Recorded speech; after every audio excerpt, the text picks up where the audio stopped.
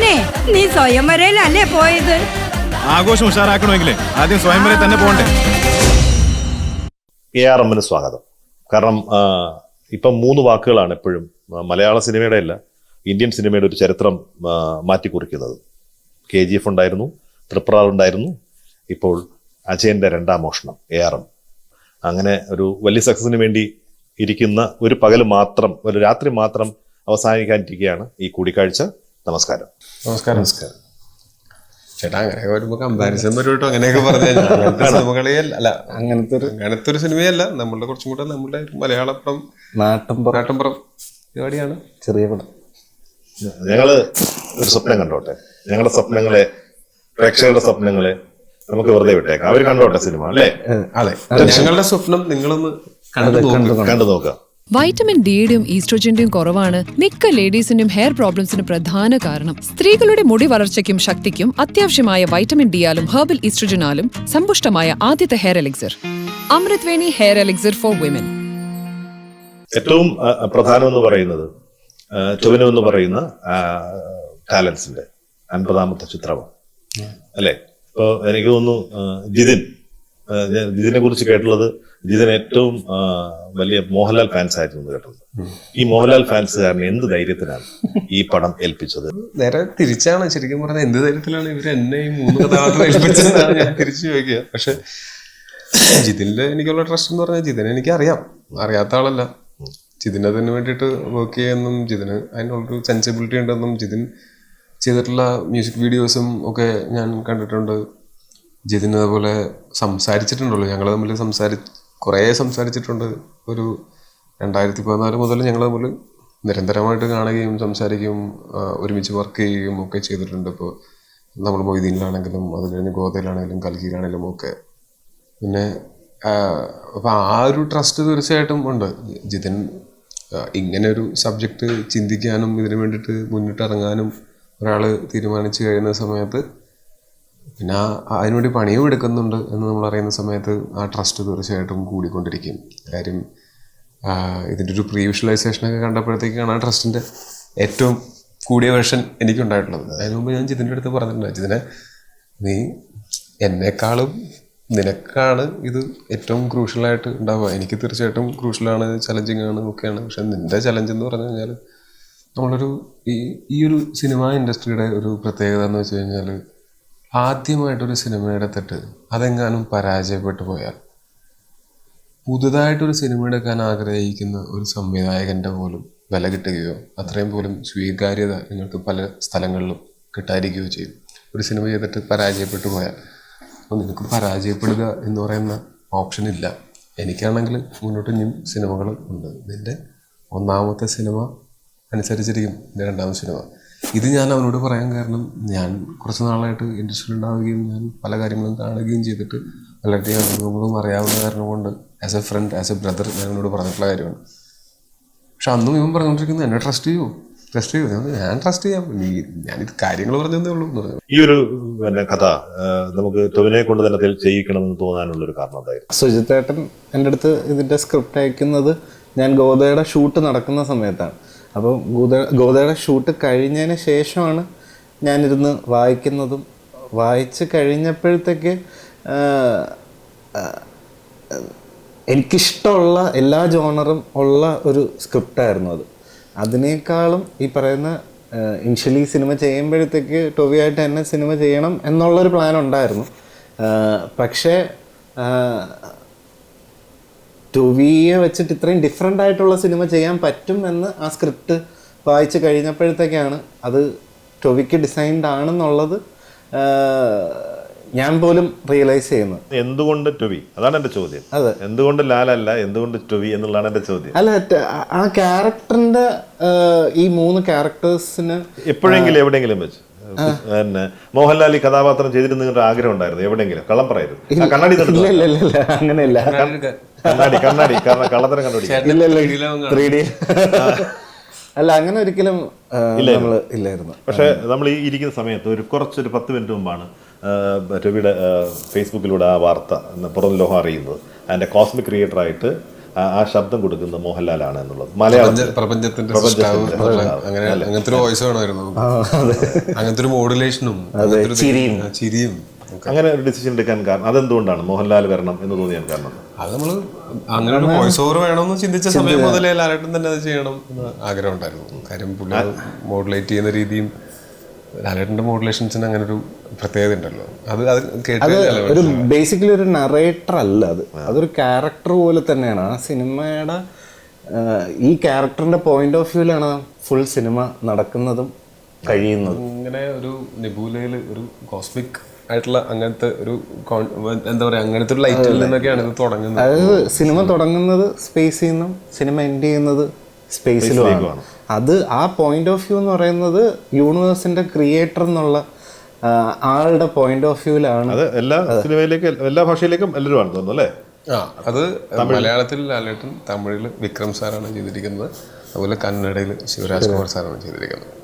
അപ്പം 3 നല്ല ശബ്ദങ്ങൾ കൂടി ഇല്ലേ നമ്മുടെ ഇതിനെ സപ്പോർട്ട് ചെയ്യാൻ വന്നിരിക്കുന്നത്. അത് 3 നല്ല രസമായിട്ട് വന്നിട്ടുണ്ട്. എങ്ങനെ ലാലേട്ടൻ്റെ അടുത്ത് ചോദിച്ചപ്പോൾ തന്നെ സമ്മതിച്ചു? ഞങ്ങൾ ചോദിക്കാൻ വൈകിയതേ ഉള്ളൂ.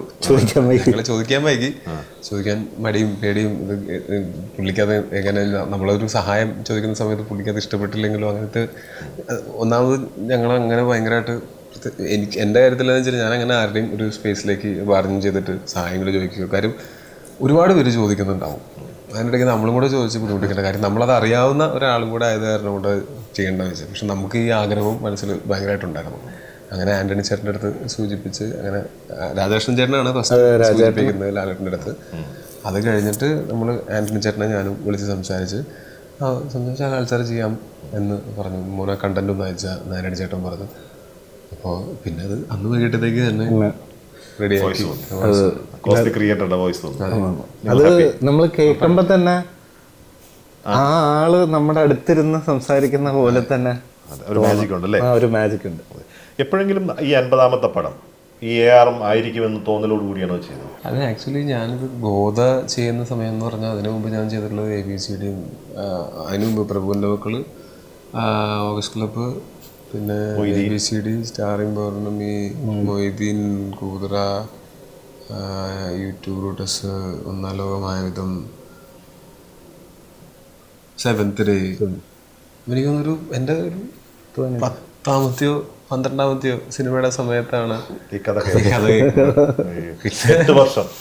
അതെ, 8 വർഷം. അതെ. അപ്പൊ ആ 8 വർഷത്തിനിടയ്ക്കാണ് എൻ്റെ ബാക്കി സിനിമകളൊക്കെ സംഭവിച്ചിരിക്കുന്നത്. ഇത് ദൈവത്തിന്റെ എവിടെയോ ഒരു കരങ്ങളുണ്ട് അല്ലേ? ഇപ്പൊ ഒരു 2016 മുതൽ 2019 സമയത്താണ് ഞാൻ ഒരു 25 സിനിമകളുടെ ഭാഗമായിരിക്കുന്നത്.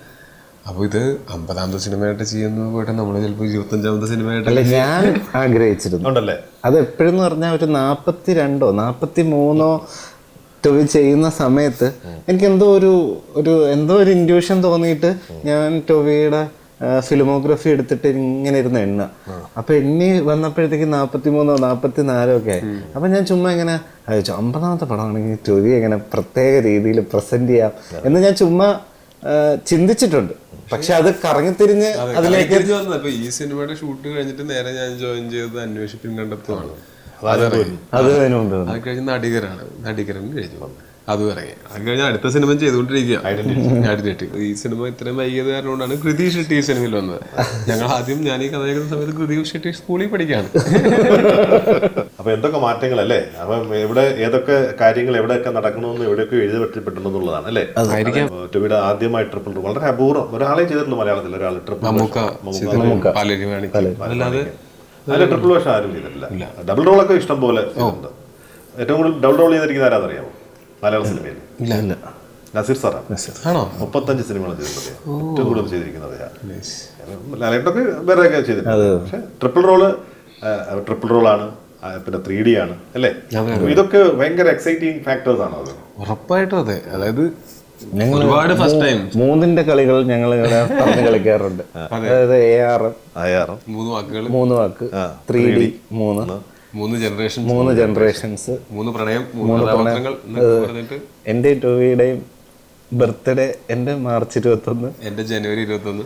അപ്പോൾ കൂട്ടുമ്പോൾ 3. അതേപോലെ സിനിമ റിലീസാവുന്നത് 12. എനിക്ക്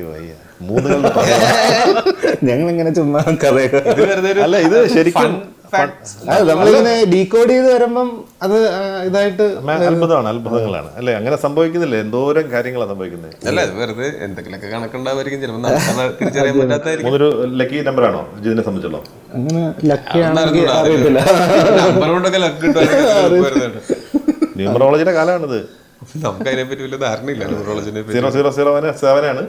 അതെന്ന് വെച്ചാല് ഒരു ഒരു യൂണിഫോമിറ്റിക്ക് വേണ്ടിട്ട് ചെയ്തതല്ലാണ്ട് എനിക്ക് അങ്ങനെ ഇന്ന നമ്പർ തരുന്നതില്ല. ഒരു ഫാൻസി നമ്പർ അത്ര, അല്ലാണ്ട് അതിനകത്ത് 7 എന്ന് പറയുമ്പോൾ എല്ലാ നമ്പറുകളിലും 7 0 മാത്രം വെറുതെ ഫാൻസി. ടോവിനോയുടെ ഒരു കരിയറിൽ പരിശോധിച്ചാൽ ഒരുപാട് നല്ല സിനിമകളുടെ ഭാഗമായിട്ട് വന്നിരിക്കുന്ന പുതിയ സംവിധായകരാണ്, നവാഗത സംവിധായകരാണ്. ഞാൻ ചെയ്തിട്ടുള്ള ഏറ്റവും കൂടുതൽ സിനിമകൾ.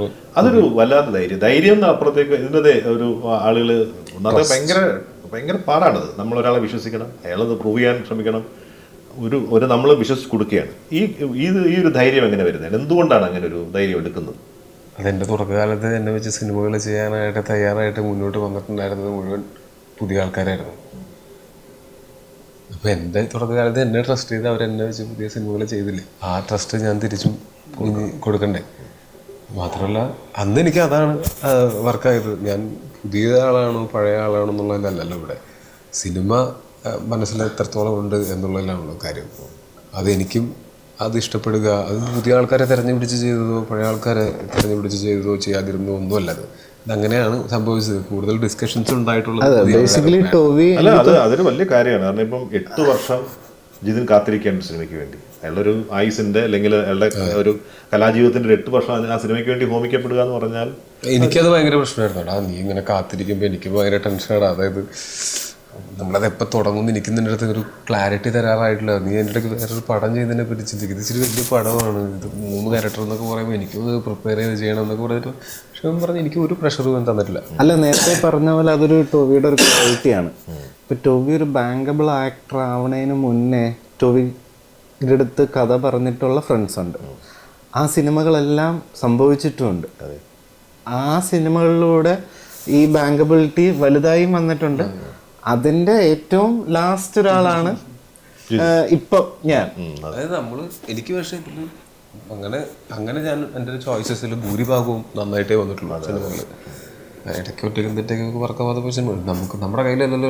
ഒരു തരത്തിൽ പറഞ്ഞാൽ ഇതൊരു ഗാംബ്ലിങ് അല്ലേ. നമ്മൾ ഒരു സിനിമയുടെ കഥ കേട്ടിട്ട് നമ്മൾ കണ്ടിട്ടുള്ള സിനിമകളും നമ്മൾ കേട്ടിട്ടുള്ള കഥകളൊക്കെ വെച്ചിട്ടാണ് നമ്മുടെ തലയിൽ ഈ നറേഷൻ കേൾക്കുന്ന സമയത്ത് ഒരു സിനിമ ഓടിക്കൊണ്ടിരിക്കുന്നുണ്ടാവുന്നത്. ഇതേപോലെ തന്നെ ഓപ്പോസിറ്റ് ഇരുന്ന് കഥ പറയുന്ന ആളുടെ തലയിൽ ഓടിക്കൊണ്ടിരിക്കുന്ന സിനിമ അയാൾ കണ്ടിട്ടുള്ള സിനിമകളുടെയും അയാളുടെ ജീവിതാനുഭവങ്ങളുടെയും ഒക്കെ അടിസ്ഥാനത്തിലായിരിക്കും. ഇത് രണ്ടും ഒന്നാവണമെന്ന് യാതൊരു നിർബന്ധമില്ല. അതൊരു ഗാംബ്ലിങ് തന്നെയാണ്. ചിലപ്പോൾ നമ്മളുടെക്കാൾ നല്ല ചിന്താഗതിയുള്ള അനുഭവങ്ങളുള്ള നല്ല സിനിമകൾ കണ്ടിട്ടുള്ള ആൾക്കാരുണ്ടാവും. ചിലപ്പോൾ അത്രയൊന്നും ഉണ്ടായില്ലെന്നും വരാം. ഇത് നമുക്ക് അത് ഇനി എത്ര കാലം കഴിഞ്ഞാലും നമുക്ക് ജഡ്ജ് ചെയ്യാൻ പറ്റുമെന്ന് എനിക്ക് തോന്നുന്നില്ല. ലക്ക് അല്ലെങ്കിൽ കഴിവ് ഒക്കെ ഏറ്റവും കൂടുതൽ ഉപയോഗത്തിൽ വരുന്നത് ഹാർഡ് വർക്ക് ചെയ്യുന്ന ആൾക്കാരിലാണ്.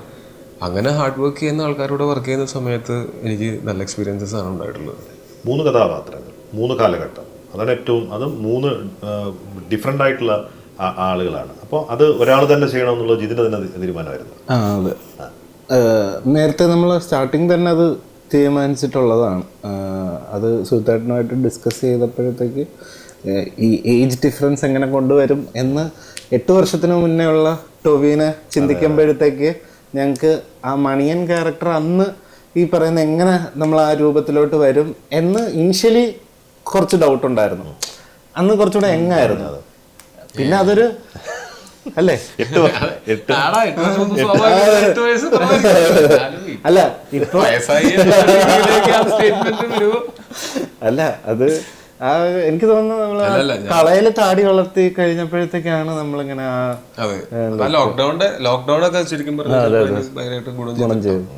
അല്ല, ലോക്ക്ഡൌണിലാണ് ഈ പറയുന്നത്. നേരത്തെ പറഞ്ഞ ടോവിയുടെ ഞാൻ എപ്പോഴും പറയുന്നതാണ്, നേരത്തെ ഈ 8 വർഷത്തിന് മുന്നേ ഞാൻ ഈ സിനിമ ചെയ്തിരുന്നെങ്കിൽ എനിക്ക് ഈ ഒരു നമ്മൾ വിശ്വസിക്കുന്ന അല്ലെങ്കിൽ കണ്ട ആൾക്കാർ ഇഷ്ടപ്പെട്ടു എന്ന് പറഞ്ഞൊരു ക്വാളിറ്റിയിലോട്ട് എൻ്റെ ബ്രെയിൻ അത്രയും വളർന്നിട്ടുണ്ടോ എന്ന് എനിക്കറിയത്തില്ല. നമ്മളിങ്ങനെ ഇവോൾവ് ആയിട്ടാണല്ലോ അത് സംഭവിക്കുന്നത്. ആസ് എ ഹ്യൂമൻ ബീയിങ്ങും ആസ് എൻ ആക്ടറും എവറി ഡേ എന്നുള്ള പോലെ നമ്മൾ ഇവോൾവ് ആയിക്കൊണ്ടിരിക്കുകയാണ്. അപ്പോൾ 2017 ഞാൻ ചെയ്തിരുന്നെങ്കിൽ ചിലപ്പോൾ ഇത്രയും എഫേർട്ടും ഞാൻ അന്ന് ഉണ്ടാവുമായിരുന്നു എന്ന് എനിക്കറിയില്ല. കാര്യം ഞാൻ ഇപ്പോൾ മിന്നലൊക്കെ കഴിഞ്ഞതിന് ശേഷം ഞാൻ കുറച്ചും കൂടെ പുതിയ കാര്യങ്ങൾ പഠിക്കാനായിട്ട് ഞാനും കുറച്ച് ഓപ്പണായി. പുതിയ കാര്യങ്ങൾ ഇങ്ങനെ പഠിച്ചുകൊണ്ടിരിക്കുന്ന സമയത്തെന്ന് വെച്ചാൽ നമ്മുടെ ലേണിംഗ് എബിലിറ്റിയും ബെറ്റർ ആവുന്നുണ്ട്. അപ്പോൾ അന്ന് എനിക്കറിയാമായിരുന്നതിനേക്കാൾ ടെക്നിക്കലിയും എനിക്ക് സിനിമയെ പറ്റി കുറച്ചും കൂടെ ഒക്കെ അറിയാനുണ്ട്. ആക്ടിങ്ങിനെ പറ്റിയിട്ട് ഞാനിങ്ങനെ പഠിച്ചുകൊണ്ടിരിക്കുന്നുണ്ട്. പിന്നെ നമ്മൾ കൂടെ വർക്ക് ചെയ്യുന്ന ആൾക്കാരിൽ നിന്ന്, നമ്മൾ കണ്ടുമുട്ടുന്ന ആൾക്കാരിൽ നിന്നൊക്കെ നമുക്ക് കിട്ടുന്നു. എല്ലാ ദിവസവും നമുക്ക് ഒരുപാട് ഇൻഫർമേഷൻ കിട്ടിക്കൊണ്ടിരിക്കുകയല്ലേ. നമുക്ക് ജീവിതാനുഭവങ്ങൾ കൂടുതലുണ്ടായിക്കൊണ്ടിരിക്കുകയാണ്. ഞാൻ ആദ്യം കഥ കേൾക്കുന്ന സമയത്ത് ഞാൻ ഒരു കുട്ടിയുടെ അച്ഛനാണ്, ഇന്ന് ഞാൻ 2 കുട്ടികളുടെ അച്ഛനാണ്. അതൊക്കെ ജീവിതാനുഭവത്തിലുള്ള വ്യത്യാസമല്ലേ. നമ്മൾ ആദ്യം ഈ കഥ കേൾക്കുമ്പോൾ 3 കഥാപാത്രങ്ങൾ, സ്വാഭാവികമായിട്ടും നമുക്ക് അതിനോട് ഇഷ്ടം തോന്നാം. നമ്മൾ ഒറ്റയ്ക്കാണ് അല്ലെങ്കിൽ ഒരാളാണ് ചെയ്യാൻ പോകുന്നതായിരിക്കും തോന്നുക സ്വാഭാവികമായിട്ടും. അതിലേറ്റവും ടൊവിയെ സംബന്ധിച്ചുള്ള വ്യക്തിപരമായിട്ട് അത് ഏത് കഥാപാത്രമായിരുന്നു എനിക്ക് ചെയ്യണം എനിക്ക് തോന്നിയൊരു പടം ക്യാരക്ടർ ഏതായിരുന്നു? മണിയൻ ചെയ്യണമെന്നുണ്ടായിരുന്നു, പക്ഷെ ചെയ്യാൻ ഏറ്റവും ടഫും ആയിരിക്കും എന്ന് തന്നെ ഞങ്ങൾ തീരുമാനിച്ചിരുന്നത്. ആദ്യം ചെയ്തതും മണിയൻ തന്നെ. മണിയൻ തീർന്നപ്പോഴത്തേക്കും നമുക്ക് ഒരു കോൺഫിഡൻസ് ആയി ബാക്കി സിനിമ ചെയ്യാനായിട്ട്. അത് എവിടെയോ നമുക്ക് ആ ക്യാരക്ടർ നമുക്ക് വെല്ലുവിളിയായിരുന്നു എന്നുള്ള കാരണം കൊണ്ട് തന്നെ അത് ആദ്യം ചെയ്തേക്കാം. അപ്പോൾ അതിനെ ബ്രേക്ക് ചെയ്യാൻ പറ്റിയ നമുക്ക് ബാക്കി കുറച്ചും കൂടെ കോൺഫിഡൻസ് ചെയ്യാന്നുള്ള ചിന്ത നമുക്ക് ഉണ്ടായിരുന്നു. അങ്ങനെയാണ്. ഒരു ഡയറക്ടർ വ്യൂവിൽ ഏതായിരുന്നു ഏറ്റവും ഇഷ്ടപ്പെട്ട കഥാപാത്രം ഈ 3 പേരിൽ? അല്ല, എനിക്ക് 3ഉം ഒരുപോലെ ഇഷ്ടമുള്ളത് തന്നെയാണ്. ലൈക്ക് ഇപ്പം ഓഡിയൻസിന് ചിലപ്പം കൂടുതൽ ഇഷ്ടപ്പെടുന്ന ചാൻസ് ഉള്ളത് മണിയനായിരിക്കാം. പക്ഷേ ആസ് എ ഡയറക്ടർ ഞാൻ എപ്പോഴും പറയുന്നത് അജയൻ എന്ന് പറയുന്നത് ടോവി ഇഷ്ടംപോലെ നെക്സ്റ്റ് ഡോർ ബോയ് ക്യാരക്ടേഴ്സ് ചെയ്തിട്ടുണ്ട്. അപ്പം ആ ഷെയ്ഡ് ഒന്നും വരാതെ എനിക്ക് പുതിയൊരു ഈ പറയുന്ന അജയൻ എന്ന് പറയുന്ന ആളിനെ ഭയങ്കര സെപ്പറേറ്റ് ചെയ്ത് കിട്ടാൻ അതായിരുന്നു എൻ്റെ കുറച്ചുകൂടെ എനിക്ക് ആ ഒരു ചെയ്തിട്ടുള്ളത് പോലത്തെ അല്ലാത്ത ഒരു ബോയ് നെക്സ്റ്റ് ഡോർ. അതാണ് ഇവന്റെ, അതായത് ഇവൻ എൻ്റെ അടുത്ത് തുടക്കത്തിൽ പോലെ പെർഫോമൻസിനെ പറ്റിയിട്ട് ഞാൻ എങ്ങനെ വേണമെന്ന് ചോദിക്കുന്ന സമയത്ത് ഇവൻ പറഞ്ഞുകൊണ്ടിരുന്നത് എന്ത് വേണം എങ്ങനെ വേണമെന്ന് പറഞ്ഞു തരാനൊന്നും എനിക്ക് അറിയില്ല, പക്ഷെ എന്ത് വേണ്ട എന്ന് എനിക്കറിയാം. പക്ഷെ അതെനിക്ക് ഭയങ്കര ഇഷ്ടപ്പെട്ടു. എന്ത് വേണ്ട എന്ന് പറഞ്ഞാൽ എനിക്ക് ബാക്കിയുള്ള മുഴുവൻ ചെയ്യാം, എന്ത് വേണം ചെയ്യാം. അപ്പോൾ അവൻ പറഞ്ഞത് ഈ കഥാപാത്രങ്ങൾ തമ്മിൽ സിമിലാരിറ്റി ഉണ്ടാവരുത്. 2, ഞാൻ എൻ്റെ പേഴ്സണൽ സെൽഫായിട്ടോ ഞാൻ മുമ്പ് ചെയ്തിട്ടുള്ള കഥാപാത്രങ്ങളായിട്ടോ സിമിലാരിറ്റി ഇല്ലാതെ നോക്കാം എന്നുള്ളതാണ്. അത് ഭാവത്തിലും പെരുമാറ്റത്തിലും ഡയലോഗ് ഡെലിവറിയിലും ഒക്കെ അതൊക്കെ നമ്മൾ അങ്ങനെ തന്നെയാണ് ശ്രമിച്ചത്. അതിൻ്റെ എങ്ങനെ വരും ഏതെങ്കിലും ഷോട്ടിൽ ഇപ്പോൾ ആദ്യ ദിവസങ്ങളിലൊക്കെ എന്തെങ്കിലും ഷോട്ടിൽ വന്നാൽ അതിനകത്ത് കുറച്ച് ടോയ്ലറ്റ് തോമസ് വന്നു നമുക്കതൊന്നും ഒഴിവാക്കി ചെയ്യാൻ പറ്റും. ഇപ്പോൾ വീണ്ടും ചെയ്യും, നമ്മൾ ചെയ്ത് നോക്കും. ട്രയൽ ആൻഡ് എററിൽ തന്നെയാണ് നമ്മൾ ക്യാരക്ടർ എന്താണെന്നുള്ളത് ഫിക്സ് ആക്കിയത്. ഫിസിക്കൽ ടഫ്നെസ് വന്ന കഥാപാത്രം ഏതാണ്? അത് 3നും ആവശ്യമുണ്ടായിരുന്നു. പക്ഷെ അതിനകത്ത് ഇപ്പോൾ ഇവരുടെ ബോഡി ലാംഗ്വേജിൽ ഇപ്പോൾ അജയന് കുറച്ചും കൂടെ ഒരു അവനായിരിക്കും കൂട്ടത്തിൽ ഏറ്റവും വീക്ക് എന്ന് തോന്നുന്നത്. കാര്യം അത് നമ്മള് സാധാരണ ഒരു നമ്മളാണ് ജനങ്ങളാണ്, അല്ല ഈ പേഴ്സണൽ ആളാണ്. നമ്മൾ എന്താണോ മറ്റേത് ഇച്ചിരി ലാർജർ ദാൻ ലൈഫാണ് രണ്ടുപേരും. അത് കാരണം കൊണ്ട് ഫിസിക്കലി ഭയങ്കര സ്ട്രോങ്ങും ആയിരിക്കണം. എനിക്കത് ഏറ്റവും യങ്ങസ്റ്റ് ചിലപ്പോൾ കുഞ്ഞുങ്ങളായിരിക്കും അല്ലെ, കുഞ്ഞുങ്ങൾ യങ് വാരിയറാണ് അയാള്. പക്ഷെ ആ കാലഘട്ടത്തിൽ അയാള് ഈ പറഞ്ഞല്ലോ വേറെ ഇത്രയും പ്രായം ഇപ്പൊ ഇപ്പോഴത്തെ കാലത്ത് ആവുന്ന പോലെ നമ്മുടെ ജീവിതത്തിൽ ഇൻഡിപെൻഡന്റ് ആവാനായിട്ട് ഇത്രയും പ്രായം ആവണ്ട. നമ്മൾ പറയുന്നത് 1700s. മണിയനാണ് കുറച്ച് കാസർഗോഡ് ഭാഗത്തൊക്കെ ചെയ്ത മണിയന്റെ ആണ്. കാസർഗോഡ് ഭാഗത്ത് എല്ലാം ചെയ്തത്. നൈറ്റ് സീൻ ഒക്കെ ചെയ്തു. നൈറ്റ് സീൻ അതും ഈ പറഞ്ഞാലും മണിയനും അജയനും ഉണ്ടായിരുന്നു, 2 പേരും ഉണ്ടായിരുന്നല്ലേ. പക്ഷെ നമ്മളത് കണ്ടാണ്, നമ്മൾ ഷൂട്ടിംഗ് മണിയന്റെ സമയത്ത് വീട്ടില്. അതെ അതെ, വീടല്ല, പിന്നെ വലിയ തോട്ടം ഉണ്ടായിരുന്നല്ലോ. പക്ഷെ എന്നെ അത്ഭുതപ്പെടുന്ന കാരണം ഒരു 36 മണിക്കൂറൊക്കെ അന്ന് അത്രയും എഫേർട്ട് എടുത്തു നിങ്ങൾ അല്ലേ? നിങ്ങൾ ആ രാത്രി ഒന്നുമില്ല, നേരെ ചെയ്യും, തീർക്കണ്ടേ. നമുക്ക് മറ്റേ അങ്ങനെ ഭയങ്കര സൗകര്യങ്ങൾ കാത്തിരുന്നു കഴിഞ്ഞാൽ നമ്മൾ സിനിമയുടെ ബഡ്ജറ്റും ഓവർ. നമ്മൾ ഇന്ന് പല ആൾക്കാരും ഈ സിനിമയുടെ ലാവിഷിനെ കുറിച്ചൊക്കെ പറയുമ്പോൾ അല്ലെങ്കിൽ പിന്നെ ഭയങ്കര ഇതിനെ കുറിച്ചൊക്കെ പറയുമ്പോൾ ഇങ്ങനെ കഷ്ടപ്പെടുന്നതിന്റെ പലരും അറിയുന്നില്ല. 36 മണിക്കൂർ എനിക്കൊന്ന് നിങ്ങളൊക്കെ ഉറക്കം പോലും ഇല്ലാതിരുന്നിട്ടാണ് വന്നിരുന്ന് വർക്ക് ചെയ്തത് അല്ലേ? ഉറക്കം എന്ന് പറഞ്ഞു കഴിഞ്ഞാൽ വല്ല വണ്ടിയിലിരുന്നിട്ടൊക്കെ അങ്ങോട്ട് പോകുമ്പോഴും മയങ്ങാന്നുള്ളത്. പക്ഷെ അങ്ങനെ മയങ്ങിയാലും നമുക്ക് മുഖത്ത് ഉറക്കപ്പിച്ച് വരരുത്. അത് കാരണം നമ്മൾ പവർ നാപ്സ് എടുക്കുള്ളൂ, ഡീപ് സ്ലീപ്പിലേക്ക് പോകില്ല. പിന്നെ എസ്പ്രസോ ഒക്കെ അടിച്ച് ഇങ്ങനെ ഇതല്ലാണ്ട് എന്ത് ചെയ്യും. അല്ല, ബേസിക്കലി എനിക്ക് തോന്നുന്നത് എൻ്റെ ഒരു ഇഷ്ടം അതാണ്. ഭയങ്കര അങ്ങനെ കൂടുതൽ ആവശ്യമില്ലാതെ ഭയങ്കര ലിമിറ്റഡ് ആയിട്ട് ഷൂട്ട് ചെയ്യുന്നതിനൊരു പ്രത്യേകത. നമ്മളുടെ ക്രിയേറ്റിവിറ്റി കൂടാനായിട്ട് കൺവീനിയൻസ് ഇച്ചിരി കുറഞ്ഞാലും അത്രയും അറ്റാച്ച്ഡ് ആയിട്ടുള്ള ആൾക്കാർ മാത്രമേ കാണത്തുള്ളൂ. ആ സർക്കിളിലിരുന്ന് നമുക്ക് ചെയ്യാം. അങ്ങനെ അല്ല അതൊരു നമ്മുടെ ഒരു എഫേർട്ട് ഭയങ്കരല്ലേ നമ്മൾ. ഞാൻ പറഞ്ഞത് ഈ 36 മണിക്കൂർ വർക്ക് ചെയ്ത് ഞാൻ മാത്രമോ ഞാനും മാത്രമോ അല്ല, ക്രൂവിലെ മുഴുവൻ ആൾക്കാരുമാണ്. 150-200 പേര് അത് കൂടുതലുണ്ടാവും. അത്ര ആൾക്കാരാണ്. അവരെല്ലാവരും അങ്ങനെ ഒരേ മനസ്സുകൊണ്ട് നിന്നത് കൊണ്ടാണ് നമുക്ക് ഇപ്പം നമ്മളൊരു സെറ്റപ്പ് മുഴുവൻ ചെയ്തു. അത് ഷൂട്ട് ചെയ്യാനായിട്ട് ഇത്രയധികം സമയം വേണം. അപ്പോൾ നമ്മൾ ഇവിടെ പകുതി ഷൂട്ട് ചെയ്തിട്ട് നിർത്തിയിട്ട് നമ്മൾ തിരിച്ചു പോയി കഴിഞ്ഞാൽ ആ സെറ്റപ്പ് വീണ്ടും ചെയ്യണം.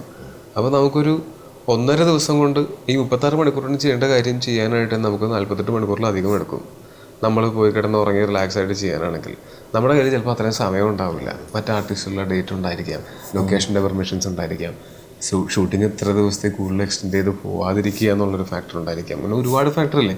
നമ്മൾ ഒരു ദിവസം അഡീഷണൽ ഷൂട്ട് പോയി കഴിഞ്ഞാൽ ആൾക്കാരുടെ ശമ്പളം മാത്രമല്ല, ഹോട്ടല്, അവരുടെ ഭക്ഷണം പറഞ്ഞിട്ട് നമ്മൾ പ്രൊഡ്യൂസറിനെ കൂടെ കൺസിഡർ ചെയ്യണമല്ലോ. കാര്യം പൈസ ആരുടെ ആണെങ്കിലും അനാവശ്യമായിട്ട് ചിലവാക്കേണ്ട കാര്യമില്ലല്ലോ. ആവശ്യത്തിന് നമ്മൾ അനാവശ്യമായിട്ട് ചിലവാക്കും തോറും പടത്തിൻ്റെ ക്വാളിറ്റിയിലേക്ക് ഉപയോഗിക്കാനുള്ള ആവശ്യമുള്ള പൈസയാണ് നഷ്ടപ്പെട്ടു പോകുന്നത് എന്നാലോചിക്കണം. ഇവരുടെ കരിയറിലെ ഏറ്റവും വലിയ ബഡ്ജറ്റ് പടം. ബഡ്ജറ്റിനെ കുറിച്ച് അഭിപ്രായ ഭിന്നതകളൊക്കെ നടന്നോട്ടെ, പക്ഷെ എന്തായാലും കരിയറിലെ ഏറ്റവും ഉയർന്ന ബഡ്ജറ്റ് സിനിമയായിരിക്കില്ലേ? ഞാൻ ലൂസിഫറും പുരനൊക്കെ ചെയ്യുന്ന ആളാണ്. വലിയ ബഡ്ജറ്റ് അല്ല, ഇത് എന്റെ ഒരു സോളോ എന്നുള്ള രീതിയിൽ വലുതായിരിക്കില്ല ഐഡന്റിറ്റി. ഒരു പക്ഷെ ആയിരിക്കും. ഏതാ ഐഡന്റിറ്റി? ഇതിനേക്കാളും കുറച്ചും കൂടെ എനിക്ക് കറക്റ്റ് അതിന്റെ അറിയില്ല. ഇതിന്റെ എനിക്ക് കറക്റ്റ് അറിയാം.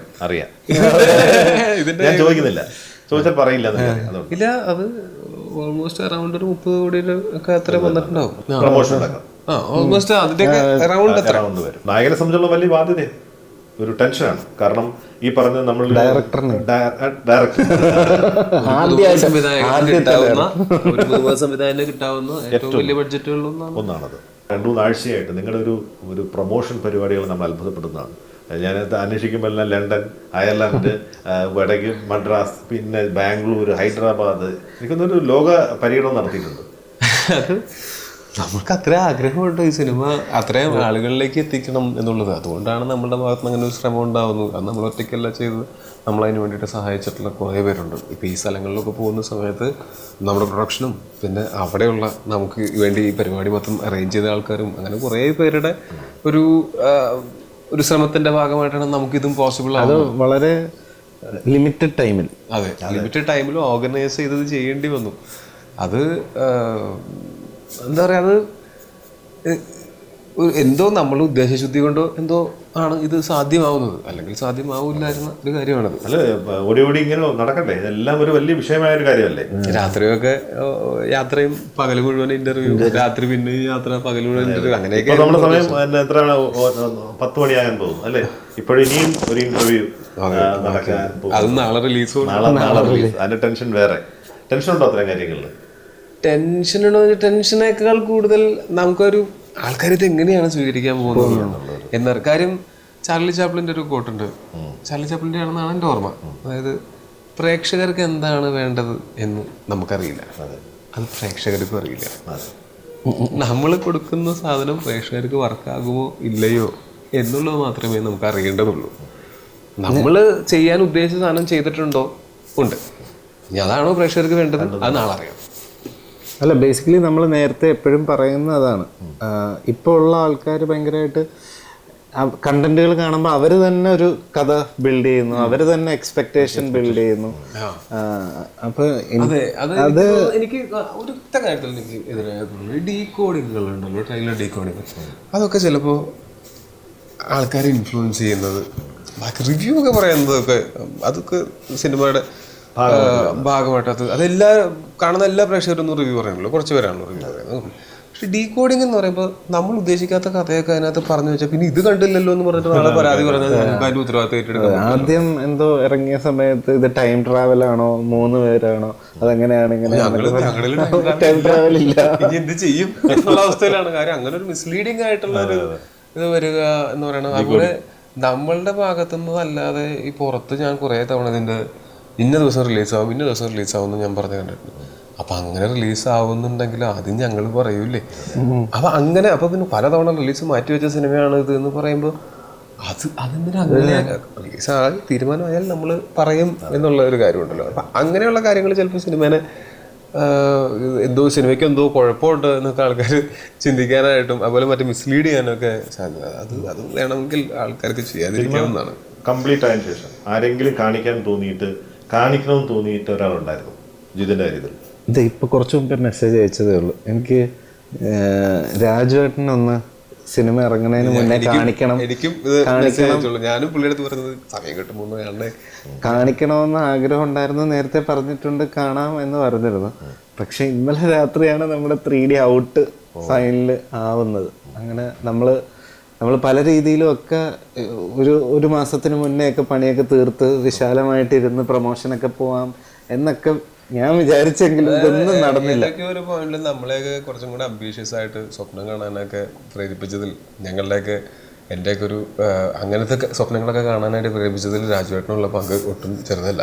പുള്ളിയാണ് അങ്ങനത്തെ ഒരു മോട്ടിവേഷൻ നമുക്ക് പലപ്പോഴും കിട്ടിയിട്ടുള്ളത് പുള്ളിയുടെ.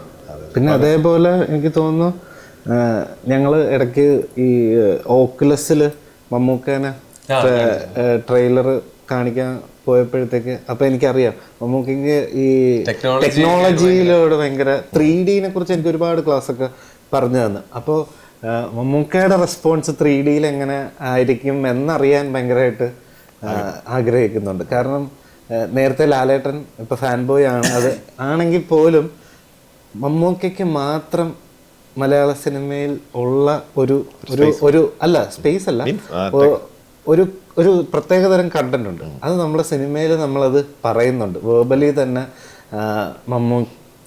മമ്മൂക്കയ്ക്കും തമിഴിൽ കമൽ സാറിനുമാണ് ആ ഒരു ഇതുള്ളത്. അതെന്താണെന്നുള്ളത് നമ്മൾ സിനിമയിൽ പറയുന്നുണ്ട്. കാണിക്കാൻ ആഗ്രഹിച്ചത് രാജുവിനെയാണ്. രാജു കണ്ടിട്ടില്ല. ഇല്ല. പക്ഷെ ആരെങ്കിലും ഇത് പൂർണ്ണമായി കണ്ട ആരെങ്കിലും ഉണ്ടോ?